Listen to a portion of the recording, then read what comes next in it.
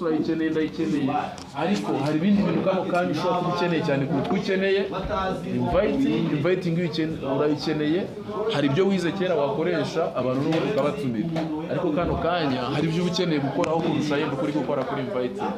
So numva rero n'ubundi somo tugiye kwigana riri hano muri master key n'abandi mamyaka ari byo bagiye kwiga ariko bo bariga ibigendanye na level bagezeho muri master key yanjye. Nabasaba ku bantu batagirimo master key bibaye byiza mwazanayigura, sinibuka aho umuntu ashobora kuyibona.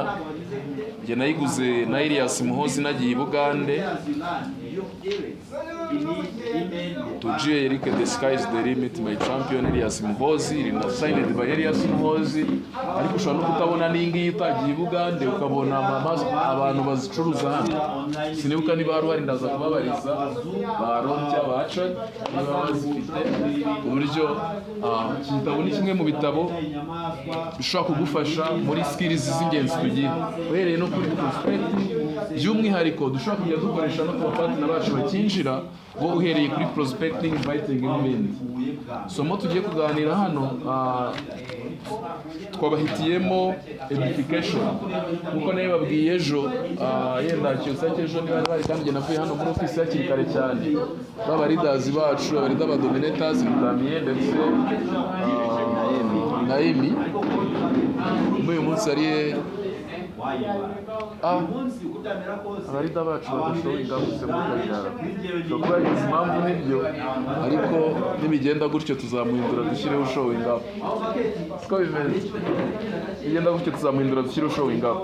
Bagiye barara bamenye skills turi bugire gute turi buganireho script turi buganireho niba ari ama script cyane bari mu gitabo nk'uko tugikoresha bamenye turaganira kuri SK nibiba byiza barare banayishatse amakuru kuko si buri gihe nubwo yenda uyu munsi muranye namwe wasanga ari cyose cyuzakora namwe ejo cyari Mitres cyangwa ari Patrick n'abagarutse bavuye muri Congo cyari DJ cyari n'umurida twatumira wava muri champion cyangwa muri Global muri rusange. Mu gihe umuntu aje si itegeko ko agenda asoma akantu ku kandi ahubwo ushobora kuba yenda ikintu agiye kubigisha yaragisomye ushobora kugendera kuri experience ye. Hello baye byiza n'abarida bacu hano ibyo bintu somo tugiye kwiga ukaba ari uri buryigishe cyari undi mushano guhita amatejo ni uzaryigisha ko mwese hano murabarida mufite potential na experience na skills zitandukanye ku bintu mugenda mwiga ushobora kuza ukanatanga sama ariko tuba dufite umwanya muto rimwe na rimwe udashobora kugenda ugenda point ku yindi usoma iyo training ize kurangira. Hello ibyo bintu ni byiza cyane ndagira ngo rero ubwire mugenzi wawe ngo edification batubwiye edification ni uburyo cyase benshi turimenyeye nk'icyo twita ABC rule. Mwarabibonye ejo Mitres muri OPP ni wadukoreye icyo bita edification cyangwa se ABC rule adufasha gutuma abantu tumirwa twatumiye n'abanyamuryango twese barimo tugenda twisanga tumenya n'ico kigiye gukurikiraho tumenye umunsi tugiye kutwigisha kugira ngo tuze gutega amatwi uwo muntu dukurikirane ibyo agiye kudusangiza. Biriya bintu mamya ko bitakozwe ugahita ubona umuspeaker agiye kuri stage benshi barangara benshi ntibamenya n'ibyo bagiye kugira gute kubwirwa. Siko bimeze then iyo ari umuntu ugiye gukora closing bakabasha kumwedifyinga neza cyangwa se kumwakira neza umuntu agera kuri stage audience yamaze gutega amatwi yamaze gucaruka. Yes so iyi rero ni chapter ya kane muri iki gitabo cya master key. Hari n'ahandi henshi ushobora kuyibona amascript ashobora kuba yivugaho ariko mu nyemerere gendere kuri master key basangize bimwe mu byo Elias Muhozi atubwira.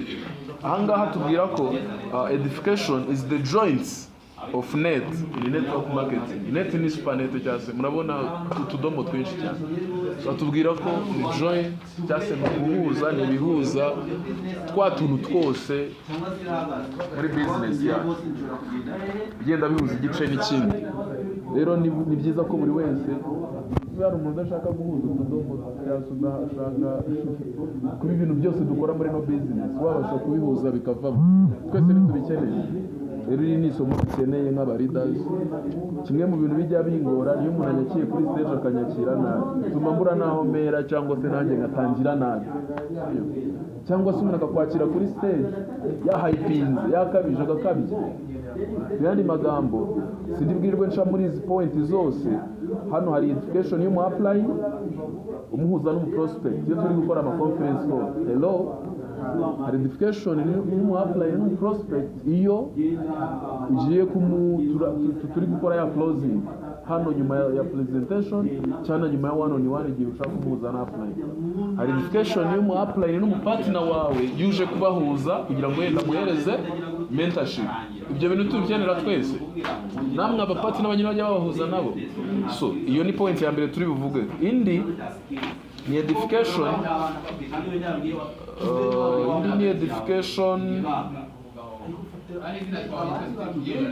kwedifying umu guest nani umu speakers hariya kuri stage kugira ngo akore presentation, hello cyangwa akore closing.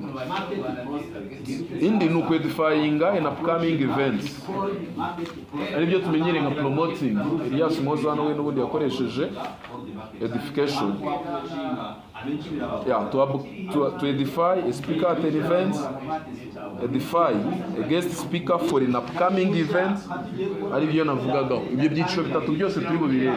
Uburyo ushaka kwedifying apply n'umu prospect bose ugiye kubahuza nyine bagufasha muri closing, ushobora kuba ari conference call cyangwa muri kumwe. Ushobora kwedifying mu apply n'umu partner ugiye kubahuza kugira ngo amufashe muri mentorship. Ushobora kwedifying umu speaker igihe agiye kwigisha cyangwa gukora closing. Ushobora kwedifying event iri imbere, hello n'ubu dufite Friday mega season, tuba dufite za team building ejo ndi mwarabibonye, dufite ba June Spinoza muri skill training, leadership training. Ibyo bintu byose ibasha kubyedifyinga neza kuri team yawe, ibasha kubyedifyinga neza ku ba prospect bawe, ibasha kubyedifyinga aba speaker bagiye kukwigishiriza niba mwajya muri outreach cyane hano kuri stage business ubirimo neza nk'umurimo. So rero mumfashe duhere kuri edification iyo edifying umu apply n'umu prospect on a three-way call meeting cyangwa se conference call. Tell you about three-way call. Three-way call cyangwa three-way meeting ni kwa mamya ko niba utanabikoresha nshuti yawe uri gutakara, kuba utari kumwe na apply ni gutya imbona nkubone kandi ukamuhuza n'umu partner nani n'umu prospect wawe, an upcoming partner. Nubahuza za mbogamizi nyinshi aba yagize zishobora gukemuka. Ibyo bintu turabyemeranya. So ikintu rero ndi bubasangize bigiye kwedifyinga uhera ku prospect icyo gihe. Yes. Bari conference call cyangwa wicaranye na Paul hano ushaka kumuhuza n'umuntu ngo closing, wicaranye na Eric hano ushaka kumuhuza n'umuntu cyagiye presentation birangiye, uhera ku prospect. Abejo nakoreye closing urumva barimo no muri iki gice ni Christian, nubwo nari kumubona hano akakanya, ndetse n'uyu muvandimwe Valence. Ndabyibuka ko babikoze neza kuri no point. Mbwiye ku mu prospect we uyu muvandimwe then abisoje aza no kuri apply, kurikizaho apply, second ni apply, kaza no kuri apply no kagira ibyo ugira ute umuvugaho. Mu byo umuvugaho mu byo utagomba kwibagirwa gikomeye niba uri kwedifying mu prospect, mereka mu prospect nugo ugomba kumentioninga your prospect full name. Hello, your prospect what? Ukantu kaba point ya mbere wandikira ku prospect ariko ukavuga amazina ye. Shitiyani nibagirwa amazina napwe niyagiye gutangira n'ibyo nababwiye, ushobora gutangira nawe kumva atangiye amubaza amazina ye kandi ntabwo biri professional. Wowe bakagombye kubagiza ute waya mentioning umuntu afiringa so special cyangwa se contact. Hariye twe muri MVP twe dufite akantu ngo ariko wajya ufiringisha abantu important cyangwa so special. Umuntu afiringa important kumva ngo uburyo we uribuka amazina ye n'ugiye kugira ibyamubwira agera yenda mushimira nyo ndi mu apply nabyenda turaza kubibona ugatangira gutangira mushimira wakoze cyane kwitabira Kevin cyangwa se Dioclo. Nyine umuntu afiringa important. Yes, mention full name cyo nuzakira. Ikindi how you know each other, uwo muntu muziranye mute.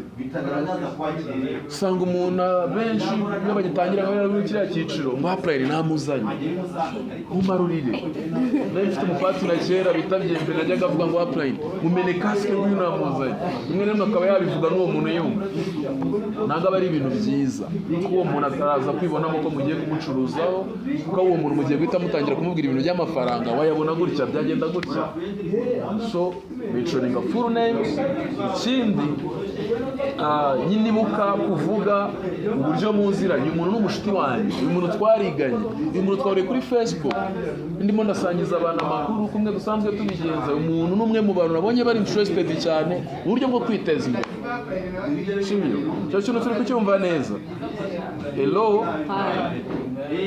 niba family status cyangwa marital status niba yubatse n'umupapa aracyari umusore kashobora kuza uri guhe ayo makuru uri gutanga uwo muntu ugiye kumuhuza nawe ari mumwe muraza kuba ari bwifashishe mu kujya amenya ibyo agira ate amusangiza yeso kuza kumenya story araretinga nayo cyangwa se arisanisha nayo kugira ngo murabashe kumva neza uburyo za mbogamizi zakemuka ariko abenshi mureba neza dutangira kuvuga ku mbogamizi umuntu agize ate yagize step benshi turazitaruka amazina uburyo muziranye ndetse na marital status cyangwa se status yako kanya yes niba afite akazi talk about their occupation niba nta gafite ni umushomeri ayo makuru mwe wayakorekitinze before the primary motivating factors their triggers why they need this opportunity and finally compliment them on some of the characters and element of their personality that make good candidate for the business aha bari kutubwira mbere yo kujya muri za mbogamizi afite vuga amazina vuga uburyo muziranye vuga niba ari singo cyangwa yubatse vuga tumwe mu tuntu wamubonye kabisa ukavuga uyu muntu asanzwe ari social rwose uyu ni umukandida mwiza wo gutera imbere muri no business kuko ari no business kubera kimwe bibiri bitatu cyangwa niyo cyaba ikintu kimwe bati rwose nyimana n'uyu muntu uburyo ari wayisaza inbox yanjye akamata iyo business bimeze bite nari na postinze uyu ni umuntu twiganye uburyo yari sharp uburyo yari umuhanga uburyo igihe cyose aba ari umuntu uri social uyu ni umwe mu bantu beza ko bakorana business then nuza gusoza ibyo ngibyo ibyo nibyo by'ibanze mbere yuko ujya kuki kuri upline mbere yuko uhita ukomoza kuri za mbogamizi agize ate kandi ibyo bintu kubivuga mvuze ni umuvandimwe n'inshuti yanjye upline ni sawa umuvandimwe wanjye bamwita Jean Paul nanyanganira amazina yose sinyazi ariko niba utazi yose ukamentioninga rimwe umuntu azafiringa important ni byiza kumenya yose yitwa Jean Paul twamenyanye muri group ya WhatsApp mu cyumweru gishize ndamutumira mwereke no business ariko Jean Paul ni umwe mu bantu b'abasore bagishakisha ubushobozi bagishakisha iterambere kandi ndabizi neza ko iyi business ni umukandida mwiza wo kuyikora iyi business ayifitingamo kwegeza ko izindi business yambwiye ko yazora umu agent wa mobile money kandi yabonye no business yego nagiye gutatangira nkurikije n'imbogamizi dufitanye ariko bitewe n'ikiganiro mwagirana ushobora no kuza gutangira business imbogamizi yonyine yambwiye asigaranye n'imbogamizi y'amafaranga hello je bintu n'inoti bitwaye bivuze iki biriya bintu batubwiye by'ingenzi mpamya ko mwabyanditse byo bivugaho nurangiza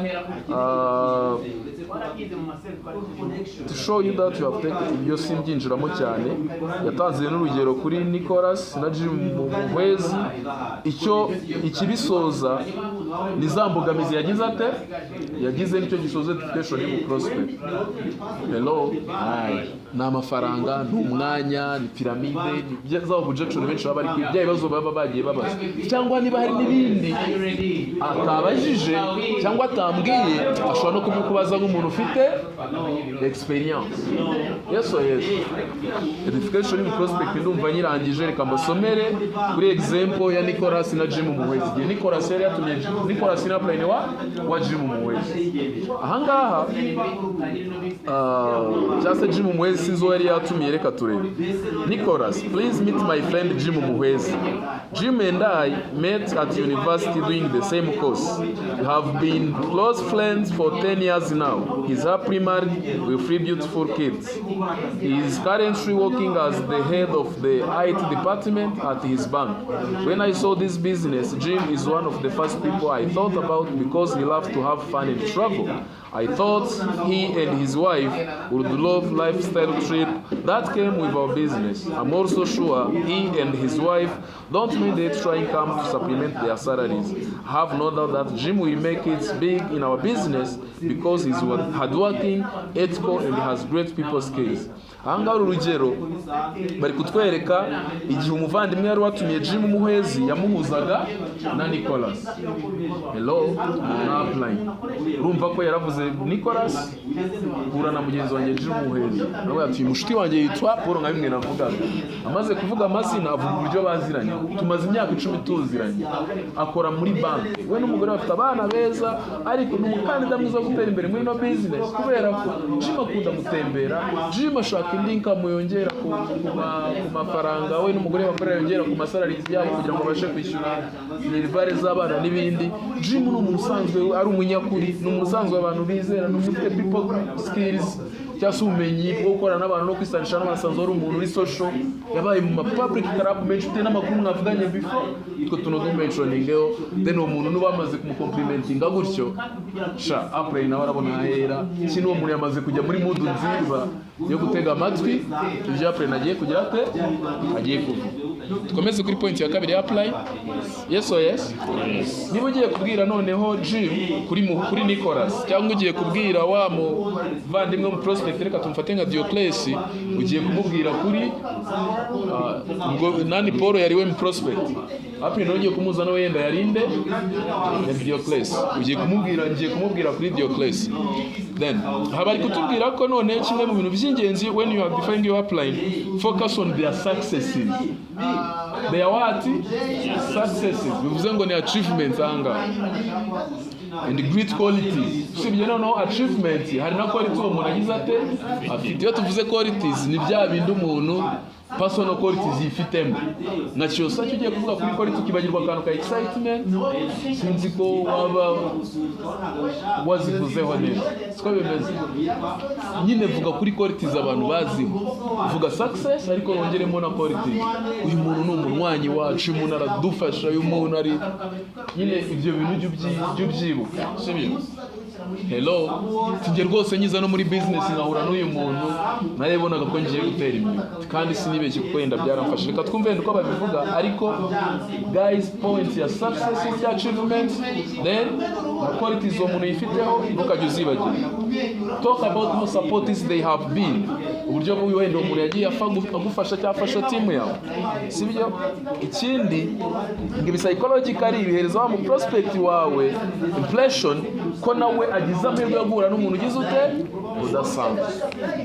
Ariko niyo hano yaba atabivuze muko mumise mbona ajya kuri urugero rwa Nicholas, inshuti yanjye ntuzabeshyere umuntu, ntuzagire gute, ntuzabeshyere. Jewe umuntu abikoze ahanini mitana munyemonza namubwira ni cyangwa ngo kanakomeza namubwira ni reka nkomereza aho nta kibazo. Kubera ko niba utangiye kubwira umukobwa ngo uyu muntu yinjiza $1,100,000 mu kwezi, guys, hari uwakwihangana akaza gukomerezaho ariko uwo muntu deje uri kumwicira peace of mind yo agiye guhita ajya mu bitekerezo winjiza $1,100,000 mu kwezi niyo step atarageraho. Ariko uri no gutuma mu prospect wawe bya bindi bagiye ubwira hano kuri bya bindi wari wabikoze neza kuri ubivuga wenda nawe ntuzamukabirize ku mu prospect ubwira bitari ibyo. Yes or yes? Kuvuza ibitari ibyo ushobora no kugira ngo ibyo uza kuvuga kuri April nawe wagiye atangira ubivuga akaza gutekereza ko atari watari. Ariko byinshi nta n'ibintu bidasanzwe byo gukabya ku mu prospect yenda urabavuze. Ariko nugera kuri April ugatangira kumentioninga muri successes ahanini, ugatangira kuvuga uburyo uyu muntu amaze kwinjiza, amaze kugura amamodoka ngo 10, uburyo uyu muntu amaze yubaka ama etage benshi muri bigira ngo urebe koko niba yarabyubatse iby'ingenzi uzi waba yari byuvuga. Nuvuga ngo naguze imodoka ndabizi ko utambeshyira datsuke, nuvuga ngo nubatse inzu nagumbeshyira datsuke. Ariko niyo tugiye muri claim y'amafaranga abantu binjiza exactly benshi ni muyanze niba to twaninga kuri tuzivuga uyu muntu yinjiza $1,000,000 datsuke. ko bati uyu muntu yinjiza amafaranga n'aya mu kwezi nara kumentioningira ngo nyakubwire ugiye kumbesha niyo ati enda vuga range that's not si kibazo, that's not a problem. Nuvuga ati umuntu yinjiza hejuru ya miliyoni y'amanyarwanda, miliyoni ariko tangiye nyine hari igihe uvuga no prospect twazi kumurema modality se amafaranga umuntu yinjiza umuntu yamenyatera sana umuntu amafaranga yinjiza yamenyatera, that's okay kuvuga kuri success ariko making ashobora kudahypinga cyangwa utabeshya cyane. Yes. N'abapati n'abanyure bicaze ndiri kubigisha kuri no topic cyangwa kuri ibi ngibi wumvisha uburyo guhuza n'abantu, make sure ko atazaye exaggerate. We exaggerate nze no kubarida abakuru nta kibazo. Ushobora kuvuga ngo umuntu yinjiza amafaranga ya naya no muri success yakaza kumwerekamo ibintu bigize gute bigaragara biri, ariko ni exaggerate nko ku muntu maze umwaka agatangira kuvugira ku nendo umuntu yinjiza miliyoni mu kwezi, miliyoni 5 mu kwezi, kandi yenda iyo recognition yari yindi bakoze ya 7 figures ya mbere yinjije agize toto ya miliyoni, bagahita avuga tuburera yinjiza buri kwezi. Araza kumureba here hasi agereje, araza gutegereza ko umuntu yinjiza miliyoni mu kwezi muri achievement aza kumwereka nange yinjiza miliyoni mu kwezi, yenda nahita ngura akamodoka ku mezi 5 ni miliyoni 5, nahita yenda nyine uko byagenda kose ari biraza kuba expecting aze kubona nawe bugate ya business zawe ko bimeze. Edification ni igice cy'ingenzi cyane, ariyo mpamvu navuga ko niba bavuze kuri successes twavuga kuri qualities, nuze guhypinga ngo uvuge utagize gute ibitari byo. Sindi busome urugero rwano rw'aba Nicolas n'abanuza bose, munyemerere twigire muri part ya kangahe ya kabiri. Hello, edification yo kwedifyinga aba apply n'aba prospect giye kubahuza hari umuntu afite ikibazo cy'ibibazo, reka tuze kubyakiranye. Edification ya kabiri, edifying a speaker at an event. Ibi nibyo tujya dukora hano imbere kuri stage. Hello, cyamura outreach mwubeje muri turi Kongo cya turi Rubavu, cya outreach igihe wagiye Gicumbi, outreach igihe wagiye Musanze, outreach igihe ugiye Rwamagana cyane ahandi hose. Icyo gihe ko byagenda kose uzakenera kwedifyinga umuntu ugiye kuri stage. Defy speaker at an event, nyine kwakira umuntu kuri stage muri event. Biriya mujya mubona bacyose kibakora nawe muhemusi mwiza tugira muri no company, siko bimezera icyange nawe muhemusi yagiye kuri stage mbanzika ibintu byose kabisa. Speaker wese bari bwakire ari bu feeling important, audience iri aho ngaho iri buze kumva party nuraho ngaho cyangwa umuntu wese mbese ajya kuri stage atangira kwakira abantu kwedifyinga akabiswe tuvuga ati bya bintu bitayatse siko bimeze. Cyaba Clement, sometimes Elise, Christian babaye musibe tujya dukoresha muri ama event mani agenda garukangira ngo abenshi murabaho. Yeso ba Mado. Rero biriya bintu umuntu ajya kugera ku rwego rwo gukora ku buryo tuvuga ndatanga cyane kuri Kiyosaki, kagera ku rwego abikora kuriya. Of course abaragiye abikora kenshi, ariko no hari mu point atagomba kumisinga nkuko mwumvishe we defying umuntu kuri conference call cyangwa muri kumwe gutya ari ututamisinga. Hello, anga bari kutubwira ngo when you are given the honor of introducing the speaker at an event, it is important that you prepare yourself for this and see it for the awesome responsibility that it is. Ikingenzi ugomba kutibagirwa ni preparation. It's important that you prepare yourself for this. Ni ingenzi cyane ko umara kujya kuri ugera umwanya wo kuza kujya kuri stage wabanje kugira gute kwitegura. Hello, abantu benshi iki kintu barakimisinga, bimanza kwitegura before kujya kujya imbere y'abantu. Noneho benshi uvuga ko cyagiye ibyo twavuyemo wari kumwe n'umuntu gutya, ariko ari ugiye kujya imbere y'abantu benshi n'abari kuri stage. Rero banza witegure before, yenda na preparation ashobora kugira uburyo ntabwo yageza mentioninga niwo umenye ibyo witeguraho. Nje mu byo numva ugomba kwitegura your image, appearance, kujya imbere y'abantu benshi. Usibye appearance cyangwa se image, itegure umenye amakuru mbere. Uyu muntu yanabivuzemo by the way. Point ya mbere yaduhaye, a good edification is essential to get a speaker off a good start. Nigeze kubivuga gutuma umuntu aza gutangira neza. gutuma umuntu aza kugera umuspeaker. Akamaro ka mbere ni ugutuma umuspeaker aza kugera igihe ajya kuri stage yiteguye neza.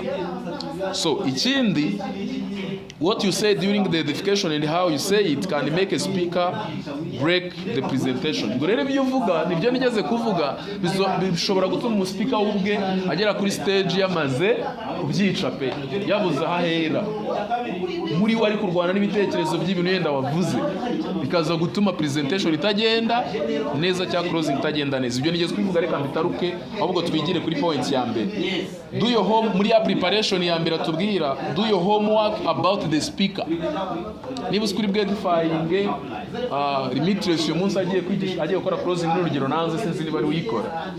Ese limitless ni ibihe bintu n'urugero muri za success batubwiye muri cya gice cya mbere cyo kwedifying apply no byirumva birimo urugero uwo muntu mukoreho research mutuye tuntu tw'ingenzi nagomba kumisinga mu gihe mwakira kuri stage.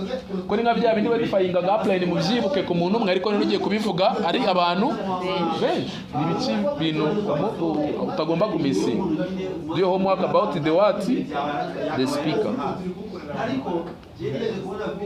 Then ibi ngibi rero sindi bubyinjiremo cyane byose, ndabona ibyo ari kugenda avugamo nagiye mbivuga. Homework about the speaker. Ikindi, keep it brief. Nubwo wakoze homework about the speaker, wamenye achievement ze, success ze, no muri qualities ze nabwo ushaka kubigaruraho, ariko noneho ntibitwara igihe kirekire. Predifying umuspeaker ugasanga umaze iminota 10 uri kuvuga ku muntu. Rimwe na rimwe nyambona abantu bakora ABC certification ugasanga ari kugenda asubiramo. This man is a car achiever. Mukavango, oh yes. Then anangiza ati akongera akavuga ibindi akazokongera akagaruka. Is a car achiever. Uri kutakaza umwanya wa audience yawe, uri kurya n'umwanya w'iki w'umuspeaker. Sinzi niba mujya mbona ngiye kwedifying abapita cyangwa ba Dr. Skorejo bundi. Just hari ibyo muziho cyangwa bimwe biri no kuri slide. Ibyo ngenda mbivuga ko kandi byarangira nkamwakira akaza kuri stage. Niba rero ugiye kwedifying umuntu kuriya ugasanga nibutse nakandi nakoreka nkavuga, nibutse nakandi nakoreka nkavuga, ukabahagurutse ukongera ukabicara, okay, byarangira kugira ngo umuspeaker umuzane ukongera ugasubiramo. This man is a car achiever. Icyo gihe audience ubwayo ikinira comedy nibyo, ariko ikindi kirenze urimo uratwara umwanya. Keep it what? Keep it brief. Mu yandi magambo, keep it simple. Fata umwanya muto. Si ngombwa ko bigutwara iminota 20 kugira ngo uze kwakira umuntu. Then mind the humor. Kona kandi ga points. Humorous.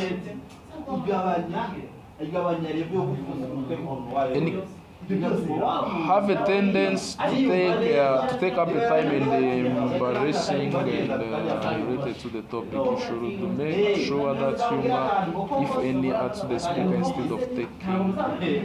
Even if you have nyine byo kudakonsuminga a lot of time. Nutangira kujya mu minota 10-15 ariko kwedifying umuntu, rimwe na rimwe bizarangira wavuze n'ibitagize gute n'ibitari ngombwa cyane bidakenewe. Cyangwa urangize wapisinze off audience yawe n'umusika agiye kuri stage bamaze kurambirwa cyangwa bamwe bari batari concentrated. Keep away from personal bias. Personal bias, hano ushobora kufitanya ikibazo n'umuupline, ushobora kufitanya ikibazo n'umuspeaker ugiye kujya kuri stage. Ibyo bintu bivana hehe n'umutwe wa personal bias. Keep away from personal bias. Niba ari staff zanyu ziri personal, niba ari umukobwa aramuteresa akakwima cyangwa akakwanga, ibyo bintu ntabwo bijya hariya kuri stage. Ubu uri feeling important cyangwa uri excited, ufite akanyamuneza, ujye kuri stage wakira umuspeaker utitaye ku byanyu biri personal. Yes or yes? Be aware that your personal history with the speaker you are defying does not affect the edification. Kuba mufitanye ibibazo, kuba yaragukozemo whatever, kuba n'urugero ndi gutanga sinzi niba umuspeaker bizaba bihari, ariko personal bias ni ibintu byinshi, sinzi yabi ariyo yose. Kuba yenda ari umufamiliye mufitanye ibibazo mu miryango yanyu, kuba mwariganye mutajya mwuzura, ibyo bisibwe aho ngaho niba atari byo wumva utabirenga nube n'umukandida mwiza wajya kwedifayinga biri kuvuga ati ngiye mushaka undi muntu ugira ute umwedifayinga yes or yes no kuvuga ati twa tuntu turi personal ahubwo ni mureka bari ujye kumwedifayinga kugira ngo nze kubona n'uburyo murasiramo icyo gihe ntabwo uzaba uri ku uwo muntu uzaba uri kwica audience y'abandi niyo wowe nta mugeste wawe waba urimo uzaba uri kwangiza audience y'abandi. Hello. Ngira ngo utu point mwatwumvishe twose. Yo edifying umuspeaker, the homework, muri preparation, the homework about the speaker, then keep it brief, mind the humor. Giye gutwara igihe kirekire cyane zo kuvuga n'ibidakenewe, keep away from the personal bias. Noneho akanyuma close with a bang. Bang, B A N G. Bang. Vana a na na na ga. Bang. Close with a bang. Reka twumve icyo yivugaho. The end line is considered the applause line. Have your speech build up to it. This is where the audience need to show enthusiasm for the speaker. For the reason it is better for the speaker name to come last after you have built up the anticipation in the crowd so that the speaker is received with the energy that will set up. Mbese ni nka bya bindi muribuka nk'ejo muri Netflix sikora ntabwo utangira uvuga amazina y'umuntu amazina azaryanye nubwo w'amazina y'abari hejuru ariko w'amazina uyazana nyuma ko sinjya mbona kuvuga cyane nk'ubu turi gukoresha projector muzarebe amazina y'abari hejuru agashyiraho n'ibindi byose yagiye ageraho rero wowe menya ibinini kurusha ibindi uze kubizana nyuma ariko by'umwihariko izina bari ryo riza gusoza mujya mubona ko abarida benshi niko babikora bedifying abaspeaker. Hello. Kubera ko ivyo bintu abantu bose ugenda ubakamo amatsiko nibyo we yise ngo close with a bang muze gushaka yenda muri dictionary ngo bang bivuga iki ariko mu kugenda uzamuka muri levels niyo meaning munera ntabwo urazavuga ngo uyu muntu Nurugero tuvuga ugiye kunyedifying. Hello. This man is a global ambassador. That's okay. Kala Chiva, Hausa Chiva, Millionaire Sako member, Philippine delegate. Nani other than yenda ukavuga amazina. Ibyo byose nta kibazo ariko uri kwedifying umuntu umenye icyagihereza imbaraga abantu benshi. Sibyo? Cyane amazina batubwiye kaza nyuma ariko ugiye uzamuka points ku yindi hari nk'izo tuzi. Niba nk'umuntu ari Gold Executive ari na Millionaire Sako member, of course ushobora guhera kuri Gold Executive. Yes or yes? Then a Millionaire Sako member, then a House Achiever, then a Kala Achiever, n'urugero. Then a Global Ambassador, tuvuga amazina y'uwo muntu akaza kuri stage agatwika. Yes or yes? Mu yandi magambo, keep the energy level high, none nawe ufite imbaraga, nuko ugenda ushobora no kugenda utangira gake bitewe n'ibyo uvuga, then hari nk'icyo wagira noneho wanakivuga abantu bakagira amatsiko atari icyo cyo noneho igiki nk'ibyo basanzwe bati umuntu noneho mana yanjye is a House Achiever, is a Global Ambassador, is a Kala Achiever. Abantu energy igenda igite zamu nacyagenda kuvuga kuri skora uvuga traveling uvuga ibivuga jamo uvuga za PhD abantu bose bagenda gite ubona ko energy yabo igenda zamu. Yes or yes? Icyo ni cyatubwira close with a bang. Then amazina ari yasoze tumaze kubona edification z'ibyiciro bitandukanye hano tugiye kwedifying noneho in upcoming event. Hello. Edifying a guest speaker for an upcoming event. A guest speaker for an upcoming event. Bivuze ngo ahangaha ni nko kuwa gatanu Flora zaba ari hano. Flora muraje mwayibonye nako. Uwo nguwe she's a guest speaker. Yes or yes? June Espinoza niba uri kuvuga kuri za training zari uvuga ku bapartner babwira abapartner bawe ku muntu zabo udasanzwe hari yo dufitari ama events. Ngiya twagize muri Camp Kigali yo professionals bafite muri iri top.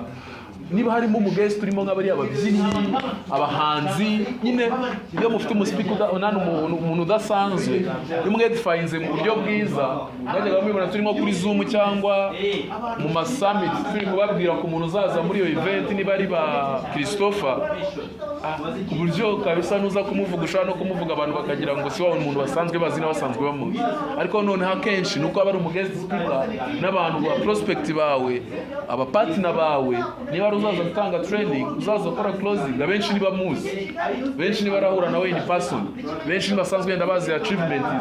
Hello, uzamwedifying rero mu buryo bugize gute bwiza budasanzwe. One of the things that determine the success of an event is how the preparations are handled. Rero ngo uburyo bwiza bwa event kugira ngo izabe successful ngo bihera mu myiteguro. Yes, bivuze niba dushaka kumaximiza ino mega season recognition yo kuwa gatanu, uburyo yiteguye, uburyo uri kuyedifyinga, hello, ibyo bizatuma we na team yawe mugira gute muyimaximize. Are we learning? Many of the people who show up at the event do so because they were helped in one way or another to forsake everything else they have to do and be there at the events. Ngo rero bizaba byiza kugira ngo abantu babe benshi bashowing up, bizaterwa n'imyiteguro yabaye n'uburyo mwabafashije kugenda bumva akamaro ko kutabura hariya muri iyo event.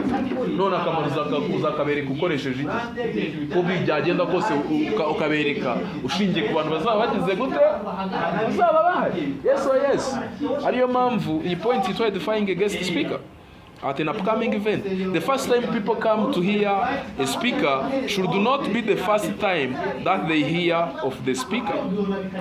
Akantu murakumvishe, the first time people come to hear a speaker should not be the first time that they hear of the speaker. Ngo nago ari byiza ko abantu bawe bazumva uwo musiki uzaba uhari ari uko bamwumvishe we yivugira hano kuri stage. Hello, ubundi badufite no mega season ukaba utabwira abapatina bawe dore umuntu azaba hari, niba uri gutumira abantu ugafata twa dufoto twa flora ari mu mutaka ukabereka ari ku modoka, ukabereka ari Philippine cyari kuri stage ari muri anniversary, kaka video kari gutanga ubuhamya ubwira tugomba kutahabura kubera ko uyu muntu azaba agize ate azaba hari. Ntuzatuma guest wawe mu prospect wawe waza ngo renda agera hano abone skora cyangwa se flora kuri ama event tugira ari hano kuri stage. No kuri nagiye muri Kongo cyangwa i Rubavu ngo barende babona umu global ambassador aza kuri stage, ibintu bari kubona babibona bwa mbere. Ubwo byakabaye umuntu avuga ngo nubwo event hari sindi butahe nabonye kanaka, negereje ya story ya kanaka, negereje kuza kubona wa muntu. Bivuze ngo ibyo azabitegereza ko wagize ute wabimubwiyeho. Hello, niba tugiye i Bugande bitewe n'inshuro nyinshi abapirine bagiye batubwira ngo namuhoza azaba hari muri event kanaka azaba hari, muri event kanaka azaba hari, ugenda uvuga ati shaka ko bikagenda kose selfie ya mbere ndayifatana nande na kanaka niyo muntu we wari usanzwe utarabona n'utamuzi, ugenda hari umuntu washyize muri mind kuri bubone. Hello, yes. Mamya ko rero ibyo bintu twese turi kubyumva kandi turajya tubikoraho cyane. So ikindi, for example, at an upcoming event company, the speaker is foreign national coming to the event, then supposed to be an identification of the speaker for the upcoming event away before the event set. Ibi nibyo nagendaga mvuga, gerageza uko byagenda kose mbere yuko na event igera, shaka amakuru kuri wa muspeaker uzaza, nonayo makuru niba ari success stories jya ubikoresha ubibwira abantu bawe, ubwire ati nyamuneka ntuzahabure kubera kanaka najya kuri stage nyine ugira ibintu mububwiraho ubabwiraho ku buryo bazaza biteze kubona uwo muntu kurusha uko niyo wabatumira yenda bakaza bazaza bicaye batazi ibintu byose bigiye kuba, bakaza gutegereza ko basiko bagenda bajya kuri stage bamwazana isokera y'uko yarambiwe atahi, ariko hari umuntu utazataha kubera ko ategereje. N'ubu dufitemo recognition, ni byiza ko mubabwira ko hari n'abantu umutumira ukamubwira tuzaza unareba uburyo dushimira n'abantu bagize gute bitwaye neza. Hello, tuzaza uburyo dushimira n'abantu bagize gute bitwaye neza. Turabona iminota 7 tubura, tugiye kuri party soza iri somo. Party soza iri somo ni how to define upcoming events. Nibuke ko hano twedifyingaga a speaker at an upcoming speaker uzaba uhari. Aha noneho tugiye kwedifyinga upcoming events, ariyo point soza. Upcoming events turazifite nkuko nabivuze, dufite mega season, dufite nari ama training azaberamo hariya ku bapartner babo. Dufite abapartner bakwitinze, dufite international trainer agiye kuza, bishobora kuba inzira nziza yuko ushobora kugira imbaraga muri business. Yes. Bivuze iki rero? Mwese murabarida hano mwabonye ko tukiragura 15,000. Hello, ya team building. Mwarabibonye ibyo bintu?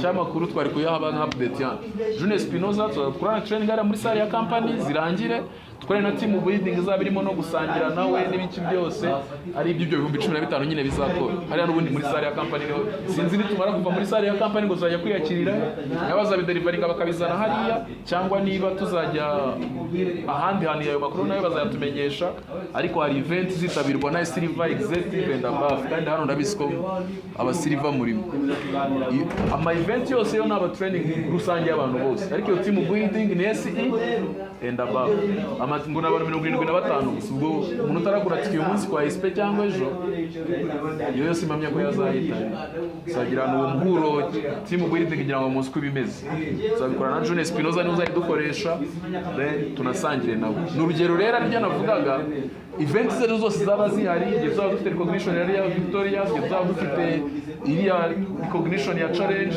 aho izabera nibatumenyesha iyo yose aba event kugira ngo abapartner bawe bayitsinde uko byagenda kose ugomba kugira ute kuyedifying yes kugira ngo abantu benshi bitabire mega season ugomba kuyedifying aha rero aravuga ngo for the purpose of this book I define an event as anything that gives your distributor or prospect a chance to get more information and training about the company or the product.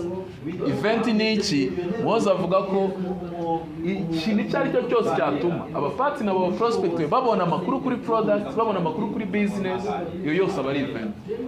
Hello bivuze ngo na za group ya WhatsApp mwigishirizamo na mwigisha ku wa kane iyo ni iki event iyo rero ugomba kuyedifying OPP za buri munsi hano ni event mega sio kwa gatano ni event byandi byose navugaga abapartner bawe kugira ngo bitabire na prospect bitabire cyo cyose baza amabari iki abari event yes hari aravuga ngo these may include conference calls business launches business opportunity presentation ibyo reka mitaruka ari gusubira muri bya navugaga if you want to grow your team quickly it is important that you learn the skill of promoting the company event yani magambo edificating certification ya upcoming event the promoting event.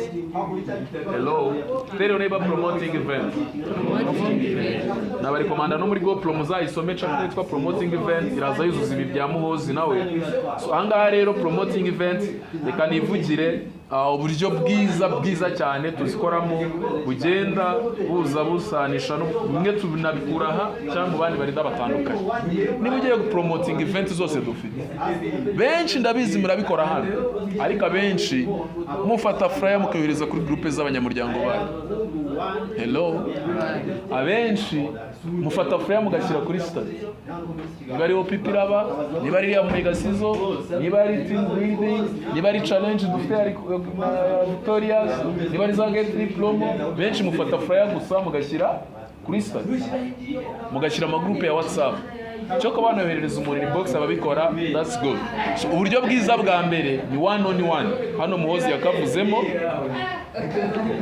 after you hold the one on one meeting gira one on one meeting no mu prospect cyangwa mu partner niba partner ushaka ko baza muri event batsinda challenge gira one on one meeting nabo ubahereze details zose kuri icyo kintu ushaka ko bazaza mu prospect kuba bishyize kuri stat yawe ngo hari mega season dufite abakwandikira bakubwira ngo tuzaza nibo bake ariko se basi niba bishyize no kuri stat warebye ba bantu bose babirebye ukabahamagara iyo niyo one on one yes ukabahamagara ukababwira ati nabonye bari biko dufite event kuwa gatanu uzahaboneke bizaba bidasanzwe bazabari bakana kano rangizo we na za stories zabo n'urugero yes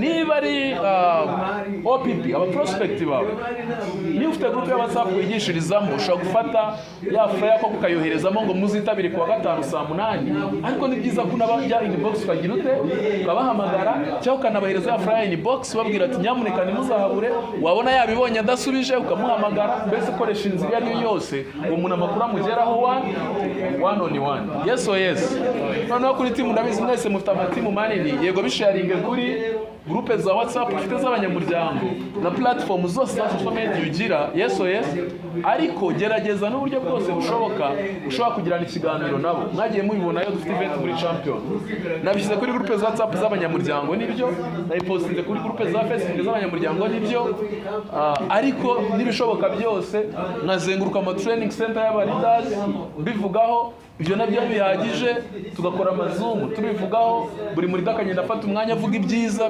bya event igiye kuba buri muri dakagenda yimpawaringa experience agatanga experience y'ibyo byamufashije kwitabira ama event nyine ibintu nk'ibyo niyo promo. Yes or yes? Naho yuko zugashyira kuri status that's a part of promo rimwe na rimwe dafite na ruhari runini cyane kuzana umusaruro munini ufatika. Yes or yes? Aha video promoting iyo video nayo ni imwe mu nzira mu n'abarida benshi dukoresha by'umwihariko nge na event yari bube promo zaturutse kuri company sinjya misinga video yo gufata video mvuge yenda kuri za promo dufite za makapsile murazifite iyo video ni mwayibonye benshi abakurikiye. Hello then dufite get promo iyo video nayo ni mwayibonye izi challenge ya Victoria yenda na video yayo ndakora sinzi niba n'abarindazi barayikoze ariko event yose ihari gerageza making sure ko ihinduka trend mu magambo make make it a trend. Tell your neighbor trend. Gerageza cya kintu mu matwi y'abapartner bawe bacyumve kenshi mu matwi y'aba prospect bawe bacyumve kenshi najya akubitane nacyo nimvugane ni box kivugeho hinduke trend. That's promoting. Nubishyira kuri status that's announcement. Wabitangaje nibyo wabyerekanye nibyo ariko promoting event ya nyayo cya promotion ihagije no making sure ko ikintu kiba trend. Koresha ama videos hamagara abantu one on one ba meeting abo bishoboka ziriya za will be there mujya muzibona will be there nakavanye kuri Muhozi abakora niba ari abantu mukurikirana amasengesho benshi biriya bintu bo barabikoresha. Yes or yes? Bagerageza kujya ahantu bakabatwikira bakabavugira biriya byo gushaka abahanzi bakabivugaho.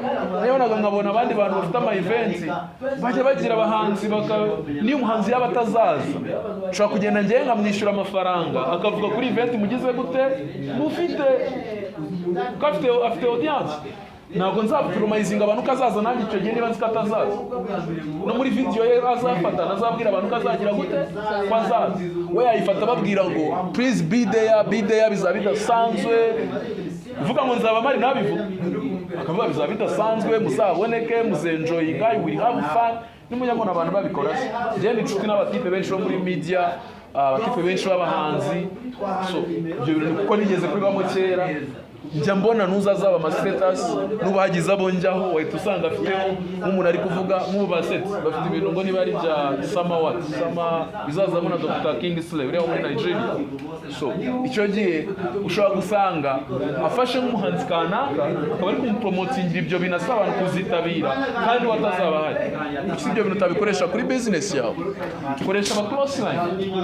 Ushobora kuzana Pastor Sonia banamuzi mwagiye mwabona akaza akavuga kuri event international tuna company akaza kuvuga kuri event kandi event atazabagiza atazaba hari.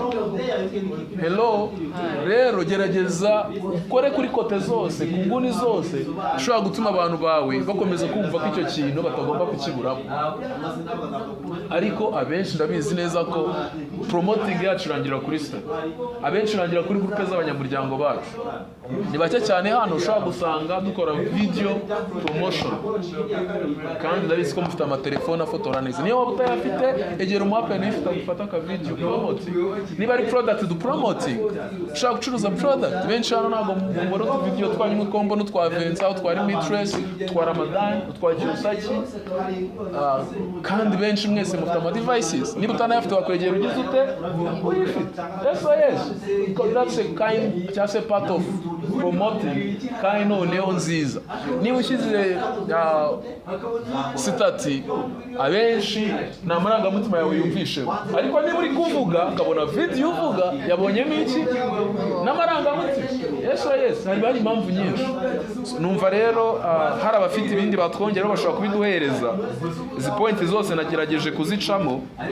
niba ari muri promoting process zana aba close friend babivugeho hora ubishyira ku ma social media platform mufite y'abanyamuryango cyangwa se yawe niba ari aba prospect gutumira involvingamo one on one process cyangwa one on one meeting bahamagara kubanzishyira ushobora no gushyira umuntu kuri conference ko muzana apply kugira ngo amwumvishe akamaro ka event benshi twumva ko conference ko ari closing oya iri ubundi mu magambo meza bayita three way call nkuko bigeze kuri tubwira no guhuza abantu batatu cyangwa banarenze batatu kiriya gihe ikintu cyiza ugira ngo kugira ngo babantu bashyushyizeho ngiye ari abantu nyinjiza nkunda kubahuza n'abarida muri dani ba tutari kumwe benshi muzana plan wanjye Peter akabaha story nkabahuza kuri call niba ari direct wanjye urimo hano yababizi nta numwe ba Mutuyimana Emmanuel niba kiza ba Paul Sintiyo bari ba boss wakabona ko bari hariya cyahari simbizi guys bande bafite akazi so ibyo navugaga ariko bamenya ko namwe abapray n'abanyu basanga baragize gute barabibakoreye nyine kujya ni byiza ko si ngombwa gusa ko True ikora ikorana nayo ishobora kuba part ya promoting ko n'urugero numfata ukamuza tuvuge niba n'urugero pita kano kanya mfasha abiramutse afite na contact ya Kabaton kavuga ati rero Eric ngiye guhuza na Kabaton sinzi ko nabyanga nabisamira kuri akantu kuri True Call then Kabatonga akajya mbwira iyi business ni nziza mu myaka 5 iri imbere uzagura amasela tuzagura Rolls Royce uzabubaka ama etage maremare muri Kigali uzaburi wowe na His Excellency Paul Kagame muzamumeze gutya nyine akajya mbwira twatuntu numva dushobora kumfasha na feeling important byawe bavuze so mamenye kuko byagenda kose baramutse bari kunsaba ngo ngwino Philippine niyo wakwitegera nahita njye so bimeze tari event iri muri Philippine kandi umuntu azitegera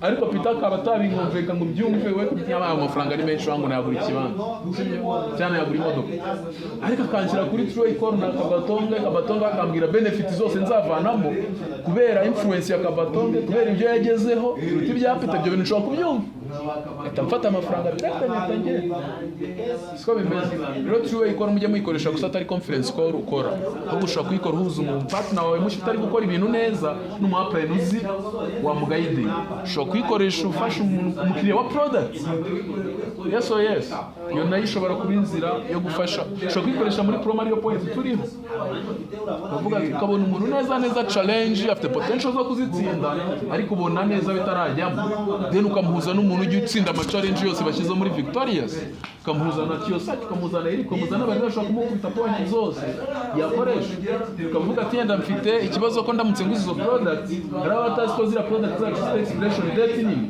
muze rero dasi 24/7 zose nkaba nzifite nazasigara nzicuruza gutya nabwo n'amafaranga mbitse ibyo amaplan ashobora kumwigisha kamwigisha na nyine akavuga kuri product zose yakoresha rero izo